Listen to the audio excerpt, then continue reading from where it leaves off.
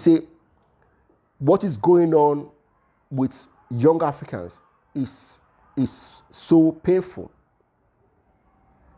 because even the journey is so dangerous, and many die, and it's painful to watch. In the desert, when I see what is going on in Libya, when I see what is happening in the Mediterranean, and then I look at those crossing the channel between France and England, those things are painful to watch. And the question is this: how can we as Africans reduce these things? Hello. Would you open your doors and windows to your home where your loved ones live and allow just anyone to come in, stay, eat your food, sleep, and go as they desire? Would you? I wouldn't. And I'm sure the vast majority of people would not do that. Those who say yes, that they will, are mainly ideological people who think that if they do certain things, it will bring the people all around the world together. Unfortunately, reality says a lot different. Now, let me be clear.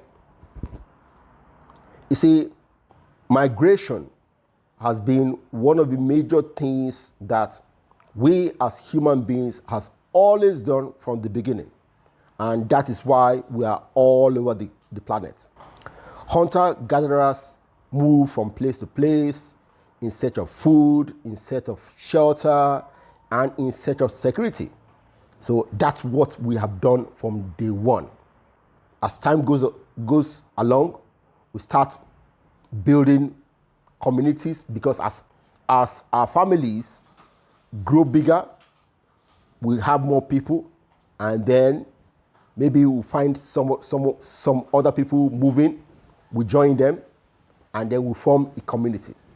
After forming a community of like-minded people who believe in the same things, who are going in the same direction, anybody else who is coming into those communities need to abide by certain rules to be added into those communities.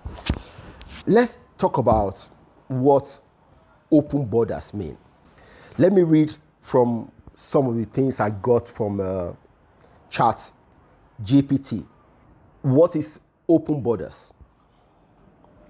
A policy or condition where people are free to enter, live, work in a country without the need of visas, permits, or other immigration controls. So, open borders, people come, work, live, sleep, drink, do everything they want without any need to abide by anything. They can come from anywhere, live among us, and go as they like. That sounds very, very good. Very good. But is this something in reality, in the world we live in? Is this something possible in the world you know? For me, I don't think so. You see, people talk about the pros and cons of open borders. Let's talk about them. What are the pros and cons of open borders? Actually, let me make this clear. There is no country or society that allows open borders. Not in your family, not in your village, not in your town, not in your country, that allows people to come from another group of people without going through some kind of checkpoints. So in reality, there is no open borders, but there are people who are advocating for it and are pushing hard to implement it. Most Pan-Africanists believe in open borders, and many people in Europe also believe in open borders. But what are the benefits for the people, the indigenes in those countries? What are the benefits? Let's see. They say economic growth and efficiencies, labor market optimization, low labor gaps, and a boost in entrepreneurship. For me, this benefit is not because of open borders. It's because of sensible immigration policy.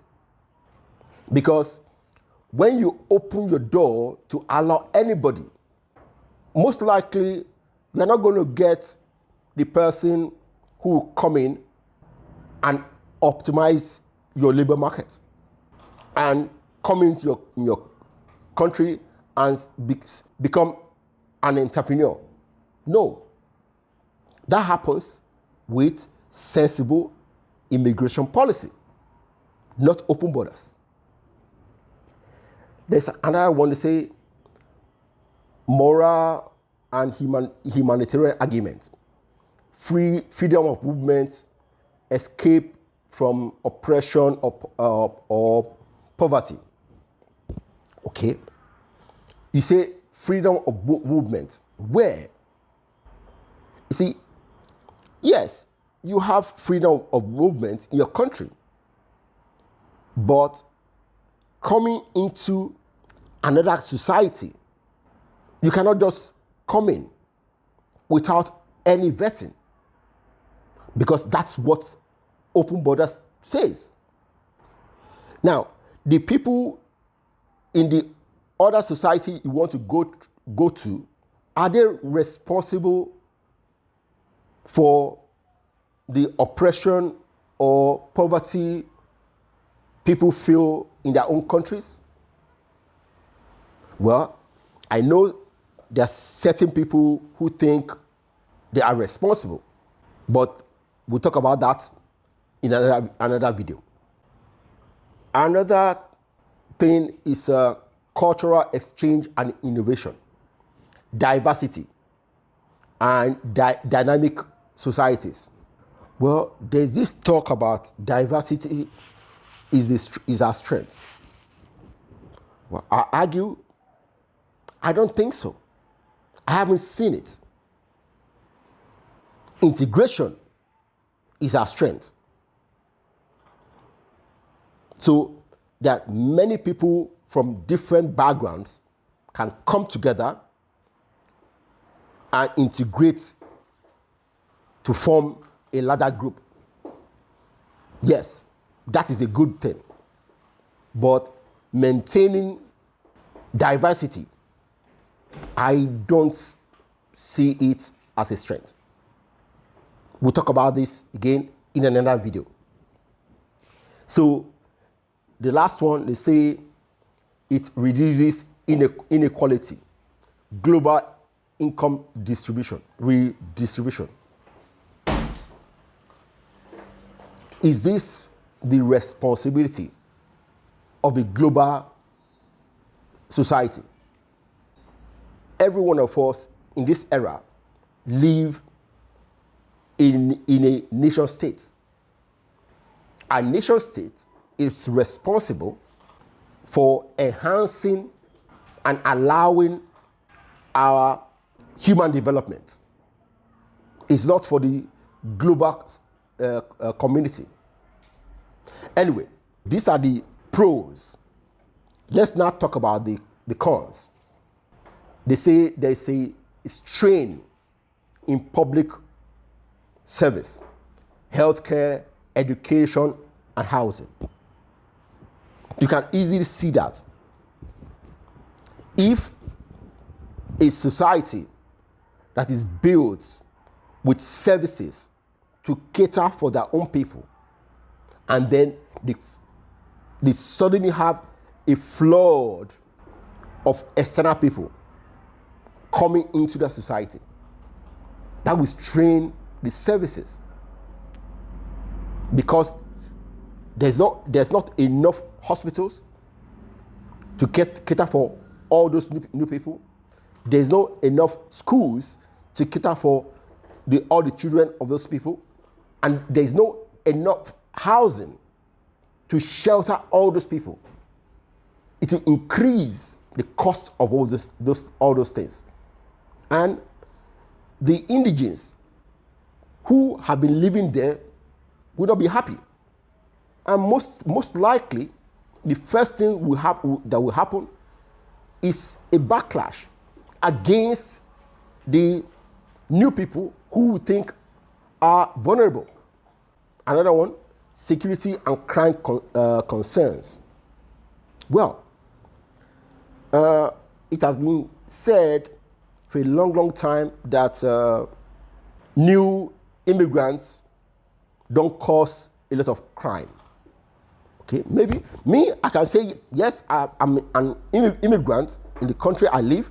I haven't done any kind of crime, but the new evidence has shown that in the UK, in the last 20 years, a lot of crime have been committed by the children and even the first generation immigrants.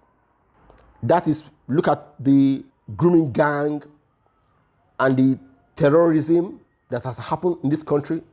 Most of them have been committed by immigrants, and some of them illegal immigrants. They say cultural and social tensions, rise of nationalistic backlash. That this is part of the things in my last video. Yes, because I've noticed that a lot of immigrants who come to the West, for example, do not want to learn in the culture of the West. We want to bring our culture and be displaying it very openly. See, I love my culture, okay? I love it. But I won't go out here to an event and be talking too much about my culture. Yes, if I sit down with one or two people and they ask me about my background, I would tell them. I would gladly tell them. I'm proud of it. I'm very proud of my community, where I come from. My village and my communities in Lagos, where I grew up, I'm very proud of them. I will tell them that. But I will not go out maybe on the podium and I will start talking about, oh, I come from this, we are so good. No. I won't do that. I will not do that. See, when people who are immigrants to a place and we tend to talk about our heritage too much, it rubs people the wrong way, because they will start thinking, okay, if your country, your community back home is so fantastic, Why are you here? So I won't do that. Rather, I will integrate, I will embrace the culture of where I am. Now, they say there's depressed wages in certain sectors. Yes. Now, there's so many jobs that locals don't want to do. So, if you look at those sectors, there's no depressed wage because there is, but most of the people who are there in the first place are not indigents. The people there are mostly immigrants, and we are, at the moment, we're happy for getting the jobs. But in a sector that is very well organized and have high wages, with the influx of new people, the wages will go down, and those people who are there will not be happy. The last thing here, it says, brain drain in the sending country. Yes, I will tell you, as an immigrant from Nigeria, and I know a lot of Nigerians and Africans who have come to the West in the last 20 years. In fact, in the last 40 years, our countries have missed a lot. We have lost a lot of talented people. And we need those people to help us build our countries. See, without all those talents, we will struggle to build our countries. Now, the question is this: why are we running away from countries? There are a lot of opportunities that can be generated. Why are we not generating the opportunities? You see, this is why I have questions when we talk about having open borders in Africa. I've talked about this with a few Pan-Africanists on my podcast, the Think Big for Africa podcast. Because look at it. Most of our countries are struggling badly. Our current urbanization are putting strain in major cities of our countries as the people from the rural areas move from rural areas to cities. Now, if we have open borders in Africa, tell me, how many countries will receive the influx? Very few. Most people will move from their countries to Egypt, South Africa, Nigeria, Kenya, and a few countries. So those countries will lose a lot of talent, and those talents will move to these few countries, and then they will create a lot of pressure in those countries that receive the influx. All these negative things. Now, do you remember a few years ago in South Africa, when South Africans started complaining about Nigerians? If we have open borders in Africa, we will open the floodgates for more and more of those complaints. For me, like I said on my podcast, we might open some roads for entrepreneurs to move to certain places and establish certain sectors, encourage entrepreneurs to open places in various countries, not just one or two. No. I believe that is what the African Continental Trade Agreement policies are supposed to do. So for me, I don't agree with open borders. I agree with sensible immigration policies. And I don't agree with people just moving to other people's country and expect to come in. It's unfortunate. You see, what is going on with young Africans is so painful, because even the journey is so dangerous, and many die, and it's painful to watch. In the desert, when I see what is going on in Libya, when I see what is happening in the Mediterranean, and then I look at those crossing the channel between France and England, those things are painful to watch. And the question is this: how can we as Africans reduce these things? Reduce the factors that makes our young people stand up and say to themselves, "I would rather die in the desert or the sea than stay here." The bottom line is this: we need sensible immigration policies. I'm not for open borders, because open borders does one major thing: it creates uncontrolled immigration.